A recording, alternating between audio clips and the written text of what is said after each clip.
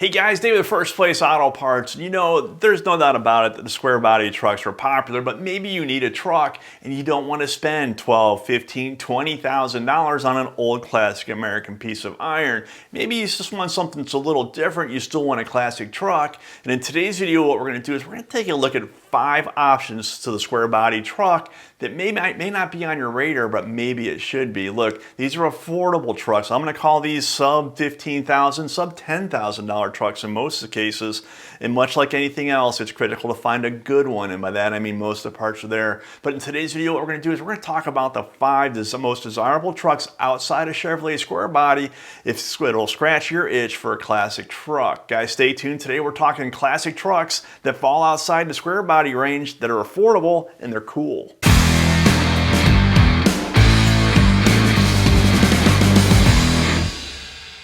I've had a couple of square bodies in my life. I drove one to high school back in the early 80s. Recently, I've had both an 87 and a 78. I love them, but the reality is the values have just gotten to be so high that at some point, whether you're buying or selling, you just have to say, well, what else is there out there? I just don't want to spend that much money on something like that when there's some other viable options that cost a lot less. And look, the first truck that we're going to talk about today are the 73 to 79 Ford pickup trucks. And the F-150 has been the #1 seller in America for a long time. And it's a truck that was made in a ton of numbers, but it's also, that era is a super cool Ford truck, and it's well supported by the automotive aftermarket in regards to parts. Now, the 6th generation of F-body trucks came with a lot of improvements such as disc brakes, a repositioned gas tank, a double wall bed, and more room in the cab. Look, the truck was becoming more comfortable. It was in that time when people were starting to expect more out of their truck. And the 73 to 79 Ford F-150 trucks fit the bill. Not only do they look classic, but they look rugged, but there's a ton of them out there. And look, you can typically find these things for an affordable price. 2-wheel drive, 4-wheel drive, it doesn't matter. The Ford has always kind of been the second, even though it was #1 in sales in its time. In regards to the restoration or the desirability, it's always run a little bit second tier to the Chevrolet Square Body.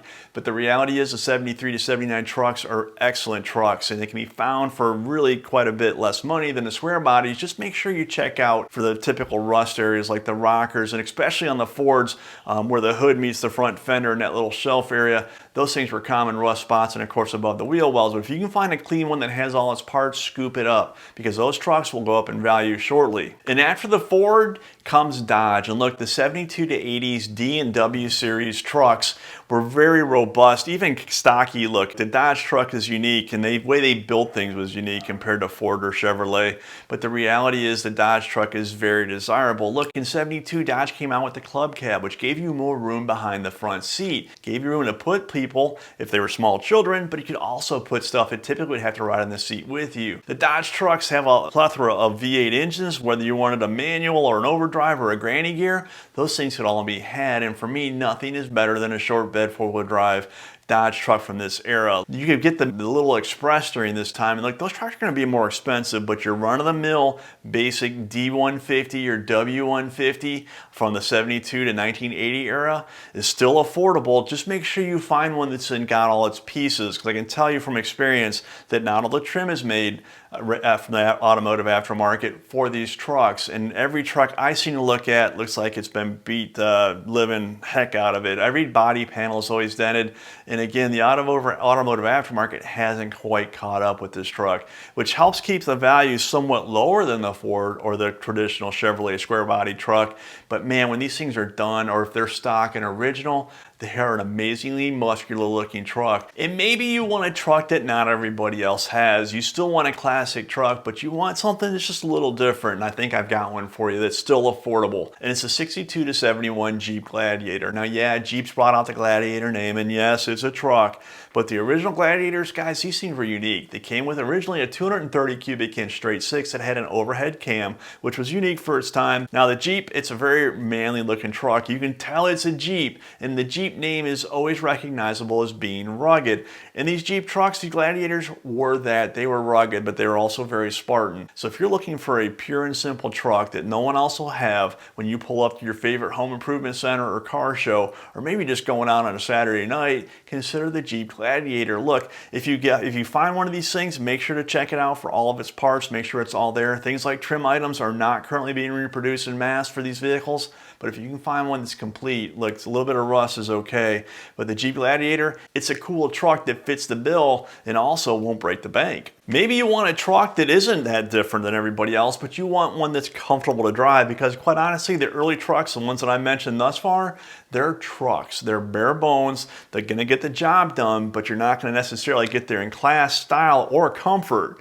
Well, for those folks that want that kind of a truck, you want a little bit of comfort mixed in with your ability to put something in the bed, I'm gonna humbly suggest the 78 to 87 Chevrolet El Camino. Now, they get a bad rap because a lot of them, they were obviously based off of the G-Body, the Malibu from that time. And look, this era wasn't a great time for GM in regards to horsepower or their engines. The 305 comes to mind, but the El Camino is an infinitely cool vehicle, and it can be made to go fast, much like you could do to a Malibu. It's a little bit different looking. It actually has almost a fastback look to it because the bed and the body itself are all one panel. It's not like a traditional pickup truck where you have a bed separate from the cab, but it has the car interior and it has the car underpinnings, and it's very comfortable to drive. Look, these things look pretty cool with a set of wheels even lowered down, and you can put anything you want under the hood of that thing, or you can leave it stock. But the El Camino, it was that truck for the everyday man where you can take it to church on Sunday, haul a dirt bike on Saturday, and drive it Monday through Friday to work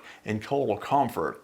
The El Camino is something you should consider if you want something that's a little more mainstream, still a little different, and there was a ton of them made. And quite honestly, the values aren't that high. You can find a lot of them out there. So if you want something that's comfortable to drive, consider the Chevrolet El Camino from 1978 to 87. And the last truck that's going to be on this list, and this one is not a budget truck, but it's one that's certainly going to be less expensive than the Squarebody in most cases, and that's the 67 to 72 Chevrolet and GMC C&K series pickup truck. There were a lot of these things made, and they were used as trucks, so some of them are a little rough around the edges, but the automotive aftermarket has everything you need to put that truck back, whether you want to restore it, you want to just keep it on the road, or you want to make it something in between. But those trucks have a very unique look to them, and they were so simple. You have to get used to things like the gas tank being behind the rear seat and the sound of fuel sloshing around, but that truck is simple and it's still somewhat affordable. Look, a restored one, no, but you can find a lot of those straight 6-cylinder, 3 on the trees, 67 to 72 Chevrolet trucks running around in their basic form, the way they were built, and they're not in horrible shape. So it's something that if you wanted a truck that you could drive but was still a truck that maybe you wanted to have as a project later on down the road, pay a little bit more money for, but not as much money as you would pay for a Squarebody, consider the 67 to 72 Chevrolet and GMC variants of the C&K series trucks. I love trucks, and I have a feeling if you're watching this video, you do too. At First Place Auto Parts, we have a ton of restoration and performance parts for the classic American muscle car and truck. Check us out at fpautoparts.com. There you're going to find everything you need to get your truck or your car back on the road. Guys, until next time, keep the hammer down, keep fixing those old trucks, and keep it between the guardrails.